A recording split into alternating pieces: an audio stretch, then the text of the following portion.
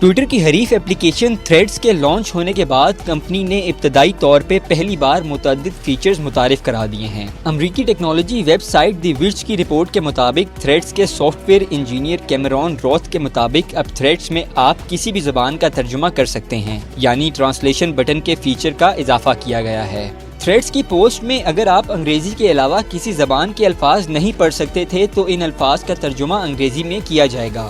دیگر معمولی تبدیلیوں میں ان صارفین کے نوٹیفیکیشنز حاصل کیے جا سکتے ہیں جنہیں آپ فالو نہیں کرتے۔ اس کا مقصد سکرولنگ میں بہتری اور پوسٹ کے جوابات کے سیکشن میں لوگوں کو فالو کرنا ہے۔ اگر آپ کو یہ فیچر اپنے تھریڈ ایپ میں نظر نہیں آ رہے تو آپ اپنی تھریڈ ایپ کو دوبارہ انسٹال کریں۔ یہ نئے فیچرز صرف آئی فون صارفین کے لیے ہی دستیاب ہیں۔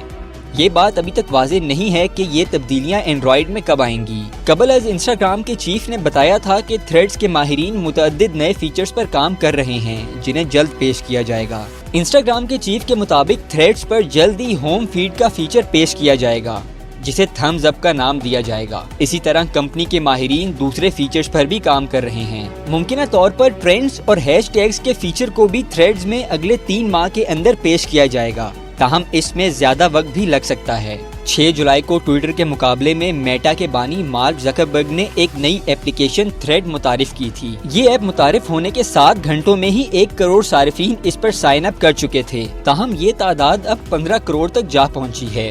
تاہم یہ رپورٹس بھی سامنے آئی تھی کہ تھریڈز متعارف ہونے کے 1 ہفتے بعد صارفین کی تعداد اور ایپ استعمال کرنے والوں کی تعداد میں کمی دیکھی گئی تھی۔